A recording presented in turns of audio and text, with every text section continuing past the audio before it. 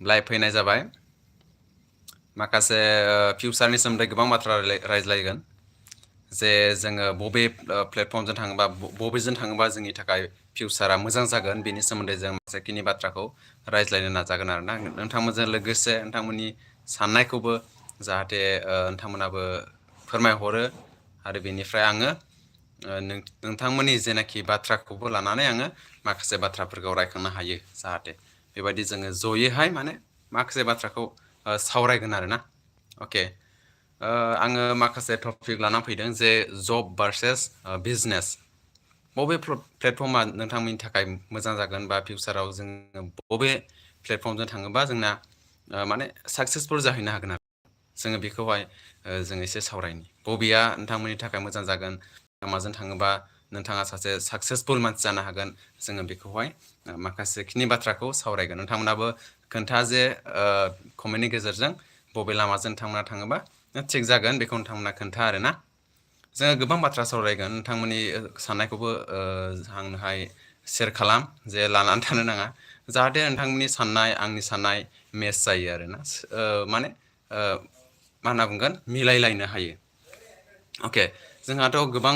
गोरोन्थिफोर जाखायोना गोरोन्थिफोर जायो जिबनावहाय दा जोङो बे गोरोन्थिफोरखौ लानानै सुद्रायनानै मोजां लामाजों जोङो थाबायनांगौ गोनां जायो आरोना फिउचारखौ जोङो साननांगौ गोनां जायो जोङो मानि थाखाय खामानि मावदों होनना बुङोब्ला जोङो दायो मानि थाखाय खामानि मावदों होनना बुङोब्ला फिउचारनि थाखाय खामानि मावदों नोंथाङा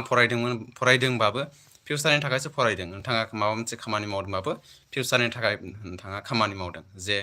फिउचाराव आङो माबायदि टारगेटफोर लादों ना मा गल्सफोर दङ नोंथांनियावहाय जोङो बेखौहाय फुलफिल खालामनो थाखायसो जोङो दा माने हार्डवर्क खालामो बा खस्थ' खालामो आरोना अके जब भार्सेस बिजनेस होनना बुङोब्ला जबखौ आङो माखासेखिनि एगजामपोलजों लानानै बुंगोन आरो बिजनेसखौ माखासेखिनि एगजामपोल लानानै बुंगोन आरो दा आंनि थाखाय आंनि माइन्डसेटआ माबोरै मा हाबनानै दं आंनि माइन्डसेटआव आङो बेखौहाय नोंथांमोननो खोन्थागोन ना बेबायदि आरोखि दा जोङो डाइरेक्टलि बुंनो थाङोब्ला माने जब आरो बिजनेस नोंथांमोना साननानै नायबा मोनखायो जब आरो बिजनेसनि फारागथिया मा दं ना मा फारागथि जायो जब आरो बिजनेसावहाय नोंथाङा हमना लादो दिनैहाय फरायबाय ना दिनै फरायबाय नोंथाङा माब्लाबा हिसाब खालामदों नामा नोंथांनि बेसेबां फरायनायाव नोंथाङा खरसा खालामखो बेसेबां फरायनायावहाय नोंनि बिमा बिफाया नोंथांमोननि बिमा बिफाया खरसा खालामगोन नोंथांनि थाखाय नोंथांमोना माब्लाबा हिसाब खालामदों हिसाब खालामा नाय अब्ला नोंथांमोना मिथिगोन आङो इसेबां माने एक्सप्लर खालामजोबनो हाया माने आङो बुंजोबनो हाया नोंथांमोननि साननायखौ आङो माने गोबांथार बाथ्राखौ जोङो बुङोबा ओंखारलांबाय थायो हमना लादो आं ओरैबायदि हिसाब होनो नागिरदों जेनेबा आङो फरायबाय आङो क्लास 1निफ्राय लानानै ना क्लास 1निफ्राय हमबाय आं क्लास 1निफ्राय लानानै जोङो फरायबाय आङो बोसोराव हमना लादों 10,000 10,000आथ' थांगोन ना 10,000आव थांगोन फरायनायावहाय हमना लादो नोंथांनि थाखाय बिमा बिफाया 10,000 गारबाय बोसोराव 10,000 होमबा 10 बोसोर फरायोबा माने 10 पास जाहैगोन बेबायदि माइन्डसेट लानानै फरायनाय जायोना 10 बोसोराव होमब्ला बेसेबां थांगोन 10,000 बेसेबां थांगोन 1 लाख थांगोन ना 1 लाख थांगोन बोसोरावहाय होमबा बिनिफ्रायथ' बारा थांबावगोन ना आरो बेवहाय दाना आङो हमना लाबाय नोङो 10 बोसोर फरायबाय ना 10 बोसोर फरायनानै नोङो 10 पास खालामबाय अब्ला मा जाखो 10 पास खालामनानै नोंथाङा मा मोनखो सार्टिफिकेट गांसे मोनबाय बेसेबां इनभेस्ट खालामखो 100 औ माने 1 लाख माने इनभेस्ट खालामनाय जाबाय नोंथांनि थाखाय बिमा बिफाया 1 लाख नोंथां इनभेस्ट खालामबाय जे नोंथांनि थाखाय फिउचारा मोजां जाथों फिउचारा मोजांल' जाथों फैसा थांनायखौथ' गिया बिमा बिफाया फिउचारनि थाखाय सानो ना फिउचारनि थाखाय सानो आरोखि ना गोबां बाथ्रा सानो बिमा बिफाया गोबां बाथ्राफोर माने मा होनो सानखांना थायो जे आंनि फिसानि थाखाय आङो बेबायदि खालामगोन आङो जेबो थाखा फैसानि सायावहाय माबा गैया टेनसन गैया आङो गारगोन बेसेबां नांगौ आङो गारगोन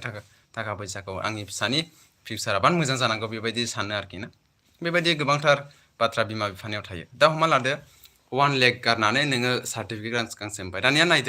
हिसाब खालामदो 1 लाख गारनानै नोङो सार्टिफिकेट गांसे मोनबाय ना जे सार्टिफिकेटजों नोंथाङा 10 पासनि सार्टिफिकेटजों नोंथाङा मा जब मोनगोन बेसेबां सालारिनि जब मोनगोन दाना नोंखौहाय नोंथाङा सानना नायदोलाय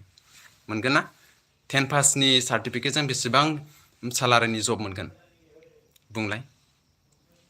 बुंलाय लोगोफोर बेसेबां सालारिनि जब मोनगोन 12,000 ना 12,000 निफ्राय बेसेबां मोनगोन 15 बा 18,000 मोनगोन होमबा नोंथाङा साना लादो 12,000 ना 12,000 मोनबाय 12k मोनबाय होमबा 12k नोंथांनि थाखाय बेसेबां खरसा खालामनाय जादोंमोन 1 लाख खामायनो थाखाय नोंथांनो बेसे गोबाव सम नांगौ दानिया बेखौ सानदोलाय बेसे गोबां सम नांगौ दाना बेखौ रिकभार खालामनो थाखाय 1 लाख थाखाखौ नोंथाङा रिकभार खालामनो थाखाय दाना बेसेबां सम नोङो बेवहाय इनभेस्ट खालामबावगोनलाय बेसेबां टाइम वेस्ट खालामबावगोनलाय ना खनसेनोथ' फैनो हाया खनसेनोथ' नोङो 1 लाखखौ नोङो बोखांफिननो हायाना 12,000ल'सो मोनगोन नोङो 10 पासनिजों बेसेबां नांगोन होनबा हमना लादो बोसोरसेथ' नांखागोन बोसोरसेनि बाराबो नांनो हागौ गोबां जोंनाव माबा फैयोना गोबांथार माने एक्सपेन्सेस फैयोना बोसोरसेनि बारा फैगोन होमबासो नों 1 लाख थाखा मोनो होमबा नोङो 1 लाख थाखाजों बेसेबां मा बायनो हागोन नोंलाय जेबो बायनो हाया नोङो गारि गंसेबो बायनो हाया नोङो 1 लाख थाखाजों बोसोरसे खामानि मावनानैबाबो गारि गंसेबो बायनो हाया नोङो होमबा मा लाब जागोन 10 पासनिजों गारि गंसेबो बायनो हाया नोङो 1 लाखजों मिथिगौना हाया दानिया बेखौ दोनबावदो नोङो 12 फरायबावबाय 12 फरायबावना आरोबाव 11 12 फरायबावगोन ना 11 12 फरायबावगोन नोङो होमबा बेसेबां इनभेस्ट खालामबावगोन हमना लादो आं 1.5 लाख होनबाय 1.5 लाख नोङो माबा गारबाय सम गारबाय नोङो बेवहाय 1.5 लाख नोङो सम गारबाय फैसा गारबाय ना रां गारबाय नोङो 1.5 लाख ओमफ्राय मा जाखो नों 12 पास जाबाय 12 पास जाना दाना बेसेबां सालारिनि जब मोनगोन नोंलाय बेखौ दाना सानबावदोलाय स्टेप बाय स्टेप ना नोंथाङा बुंनो हागोन नामा जे आङो देग्लायहाय फौजियाव आङो खारगोन बेबायदि आङो एप्लाइ खालामगोन नोंथाङा बुंनो हागोन नामा बे देग्लाय 2023आवहाय दिनैहाय बेसेबां 2022 टेस्ट ना टेस्टआव नोंथाङा बुंनो हागोन नामा नोङो जब मोनथारगोन माब्लाबा बुंनो हाया नोङो जब मोनथारगोन मिथिगौ ना दाना बेयाव थांलायबाय नोङो बेवहाय केन्सेल जाबाय 2023आव केन्सेल जाबाय दा 24आव नोङो एप्लाइ खालामबावबाय नोङो बुंनो हाबावगोन नामा 24आवहाय नोङो जब मोनगोन मोना बेसे गोबाव सम बेबायदि गारबाय थाबावगोन बेसेबां सम नोङो बेवहाय जब होसोयै जबनि उन खारै बेसेबां सम नोङो वेस्ट खालामबावनो बेसेबां वेस्ट खालामबावनो बै समावहाय जेनाखि वेस्ट जानाय समखौ नोङो मोजाङै स्टाडि खालामनानै मोजां सम खामानियाव बाहायोबा नोङो साक्सेसफुल जायोमोन निस्सय जायोमोन नोङो साक्सेसफुल गोबां बाथ्रा हाबनानै दं हमना लादो आङो माखासे बाथ्रा बुंनोसै जब नोंथाङा दाना जबखौनो मावबायलायनो जबखौनो मोनबाय जबनि मिनिङा मा जायो जइन आदार बिजनेस जायो माने जबनि मिनिङा जाहैबाय जइन आदार बिजनेस ओमफ्राय मोनसेया मा जकार अफ बस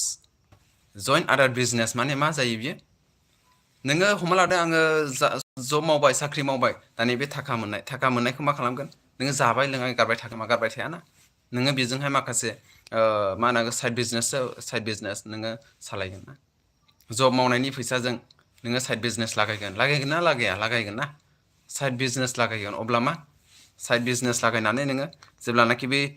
नोंनि माबा होनना बुङो जबनि जेनाखि सालारि मोनो जबनिफ्राय बेसेबां सालारि फैयो बेनिफ्राय नोङो बै मा होनो साइड बिजनेसाव बांसिन इनकाम फैगोन अब्ला नोंनि जबा देरसिन जाखोना बै बिजनेसा देरसिन जाखो अब्ला साननानै नायदो माने जोङो माबा मोनसे रां खामायनो थाखायसो जोङो जब मावखायो अब्ला जोङो जेब्ला राङा थुबुर जायो अब्ला जोङो बिजनेसाव थाङो जोंनि माइन्डआ सोलायो अब्ला दासान्दि नोंना माने बिजनेस जब जाबाय थागोन अब्ला जेब्लानाखि जब मोनगोन जेब्लानाखि आखायाव थाखा फैगोन अब्ला जोङो बिजनेसाव जइन जाफिनगोन ना गोसोआ जोंना अब्ला जोंनि थाखाय फिउचारा मा जब ना गोबां बाथ्रा आं सावरायबाय थाबावगोन इयुनावबो सावरायबाय थागोन ओमफ्राय मोनसेया जाबाय मा जकार अफ बस जायोना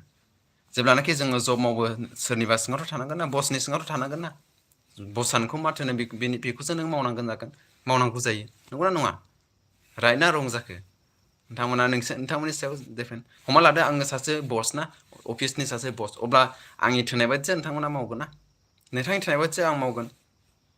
माने बस जायफ्रानाखि अफिसनि बस बिनि थोनाय बायदिसो मावनाय जायोना बेनिखायनो माने जकार अफ बस जायो आरोना बसआ जेखौ थोनो बेखौ मावनांगोन जेसेबां टाइम होनो थोनो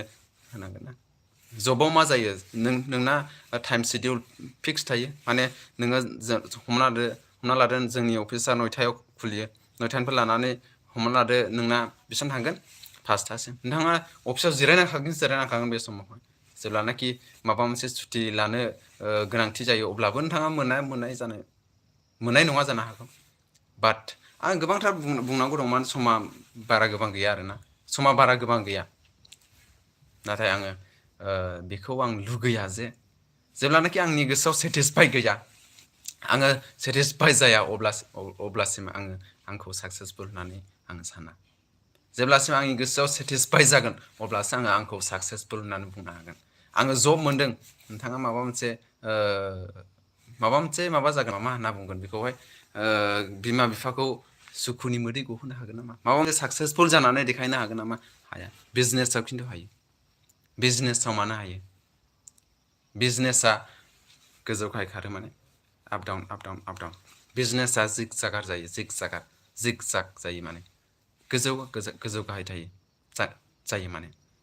माब्ला समाव डाउन फैगोन माब्ला समाव हाइ फैगोन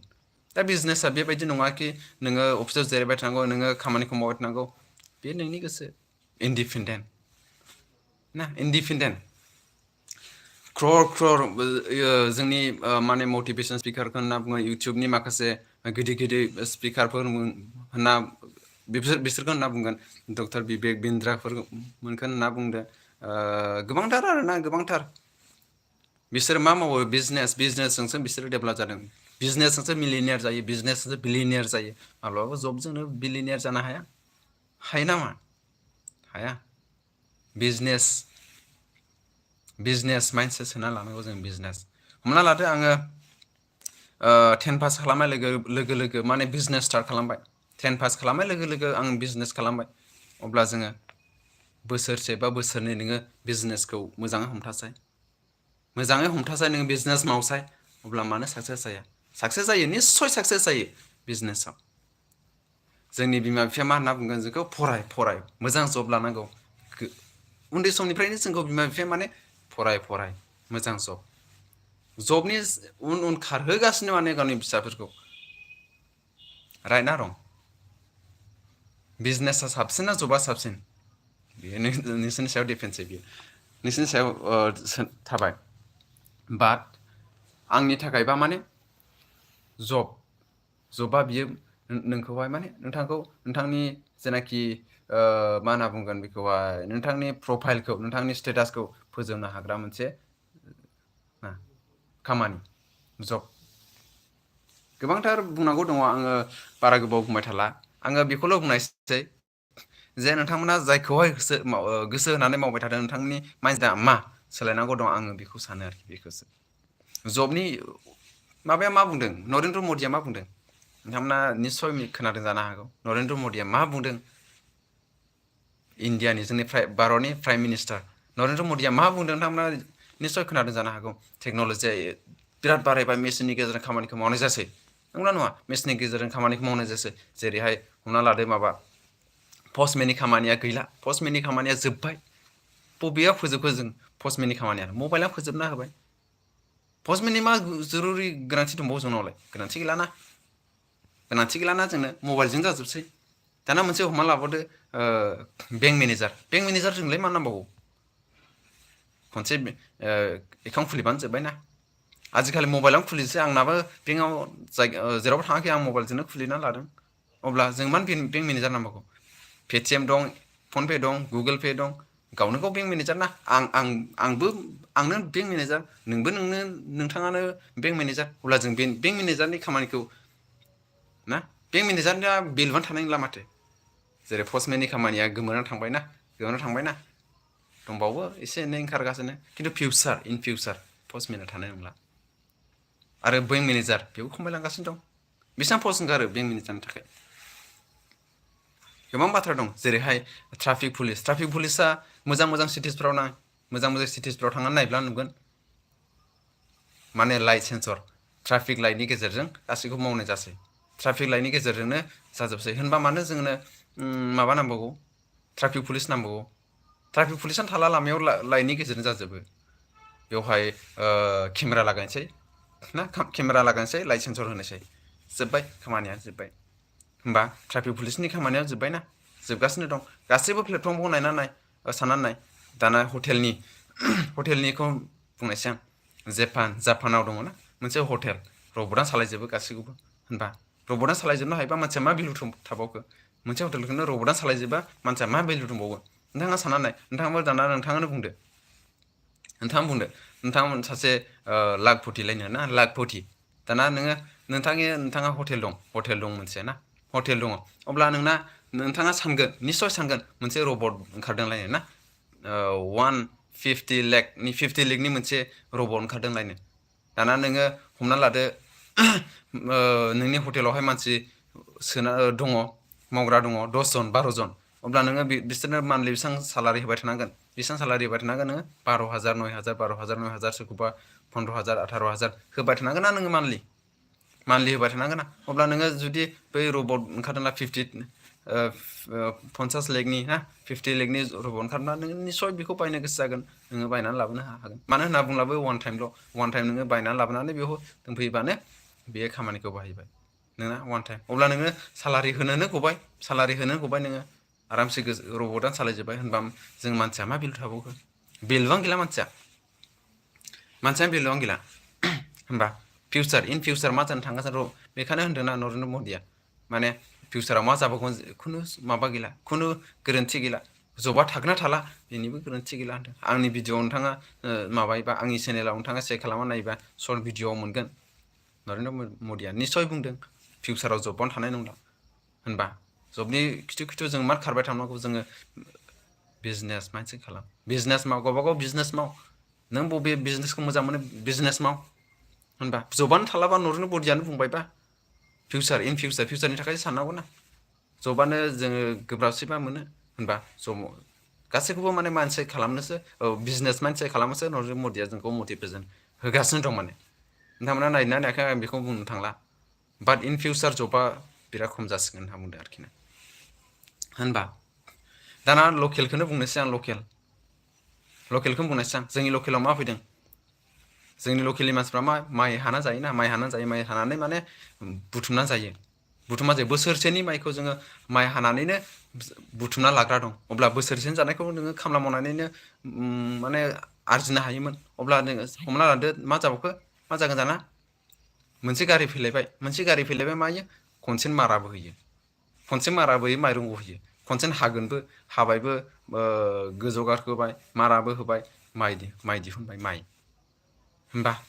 मा नांबावगौ सोरखौ बे खामला मावनानै हाजिरा मावनानै जाग्राफ्रा बबेखौ मावनानै जाबावगोन होनबा मानसिया मा भेलु थाबावगोन गारि मटरानो गासै हमना लादो नोंथाङा माइ हानांगौ जानानै फैबाय होनबा नोंथाङा मानसिखौ हमगोन ना बै गारिखौ हमगोन गारिया खिन्थु सानसे माबायावनो 10 बिगा हायो गारिया सानसेयावनो 10 बिगा हायो मानसिया बेसेबां हागोन सानसेयाव 4 बिगा 2 बिगा बा 4 बिगा बा 4 बिगाखौ हमना लादो मानसिया हाबायलायनो नोंनि खामलाफ्रा अब्ला बै गारिया नोंना सानसेयावनो 10 बिगाखौ बियो गारिया हायोबा नोंथाङा निस्सय गारिखौ हमगोन मानो होनना बुङोब्ला नोंनि थाखायनो सेफ गारि हमोबा अब्ला नोंथांमोना साननानै नायदो गारिया साबसिन जागोन ना मानसिया साबसिन जागोन आं बुङाखै जे खामानिखौ मानसिनो हो खिन्थु आङो रियालिटिखौ खोन्थादों दानि समाव मा जागासिनो दं फिउचाराव मा जानो थांगासिनो दं आं बेखौसो दामाने एक्सप्लेन खालामनानै खोन्थादों गोबां बाथ्रा बुंनांगौ दं जोंनि लकेलावनो नुगासिनो दं जोङो मा जागासिनो दं टेक्न'लजि बारायगासिनो दं अके आङो बारा गोबाव बुंनो थांला 20 मिनिट्स जानोसै नै 20 मिनिट्स अके आङो बारा गोबाव बुंथ'ला हो दा जोङो नोंथांमोना जेखौ सानो बेखौनो माव माइ अन मा होनना बुंगोन बेखौहाय माइ लाइफ एन्ड माइ डिसिसन गुबुनफोरनि बुंनायखौ खुनु खोनासंनांगौ गोनांथि गैया आंनि माइन्डसेटआ आलादा माने आंनि माइन्डसेटआ जाहैबाय आं बिजनेस खालामगोन आङो सिगांहाय जेनाखि गोबां समफोरखौ आङो वेस्ट खालामबोबाय दा आं बेबायदि वेस्ट खालामनो सानला आरो आं दा बेबायदि वेस्ट खालामनो सानला माइन्डसेटआ सोलायनांगौ जों माइन्डसेट गोबां बिजाब फरायना रिस्टेट फर डेट बिजाबबो फराय रावबो हाया बिजनेस जानानै फिक्स सालारि मोननानै जोङो 12,000 15,000 नों 50,000खौ मोनो हमना ला हिसाब खालामब्ला मिथिगोन आङो बेवहाय माबा मोनसे बर्ड थायोबा हिसाब खालामोमोन हमना ला आं मोनसे गुसुं बुंबावनोसै सासे बिबायारिया मानाव बेसेबां खामायो मासाव बेसेबां खामायो जानो हागौ होनना खालामना देखायो ना हिसाब खालामना देखायनो हागोन नामा खिन्थु आं देखायनो हागोन हमना लादो मोनसे गुवाहाटि रेलवे स्टेसनाव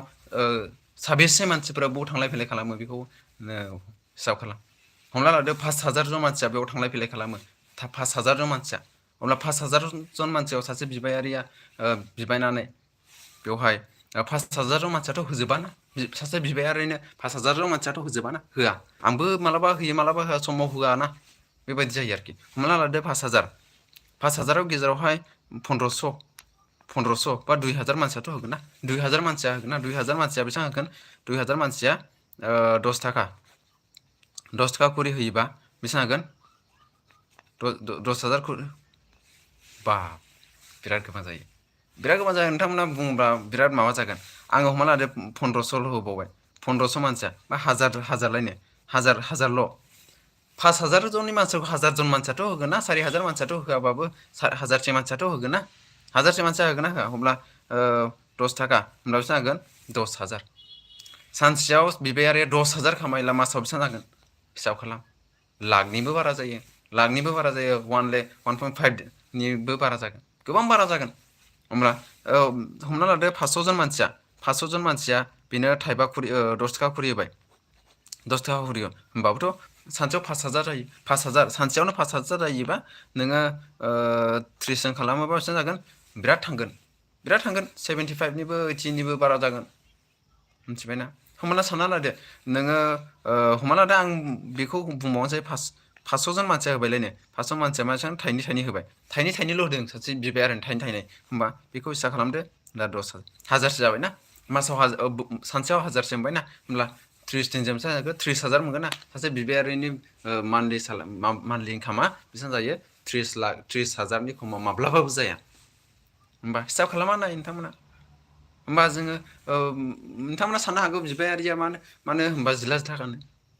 बिसिनि माबायानो बिदिखा कालसारानो बिदिखा मानो होनना बुङोब्ला बिसोर बेबायदि गानाबानो बिसोर बिबायनो थाखा मोना नंगौना नङा बिजनेससो बे नोंथांमोना सानना नाय सासे बिबायारिया गुटखा बायदिसिना जानो थाखाय सानसेयाव बेसेबां वेस्ट खालामो बाटा मिन्थिदों नोंथांमोना गुटखा बायदिसिना जानो थाखाय बेसेबां थाखा खरस खालामो माबाया बिबायारिया सानसेयाव 10था जायोबानो बेसेबां हागोन 10 थाखा 100 थाखा थांगोन बेसेबां खरसा खालामो नोंथांमोना बेखौहाय हिसाब खालामा माब्लाबा हिसाब खालामा आंनि भेलुआ बेसेबां सासे बिबायारिनि भेलुआ बेसेबां नोंथांमोना हिसाब खालामा आं फरायदोंलै नोंथांमोना फरायदों बाट बै बिबायारिया फरायाखै बेयो मोनसे बिजनेस अके आङो दा मा बिजनेसा मोजां ब्र' बेखौ आङो माखासे उनावहाय भिडिअ लानानै फैगोन बबे बिजनेसा नोंथांमोननि थाखाय मोजां बेखौ आं उनाव समावहाय बुंसिगोन आरोना आङो गोबांथार टाइमबो लाबाय थेंक इउ स' माच गासिबो टाइम होनायनि थाखाय भिडिअखौ आं बेखिनियावनो दोनथ'नोसै आरोना अके थेंक इउ बाय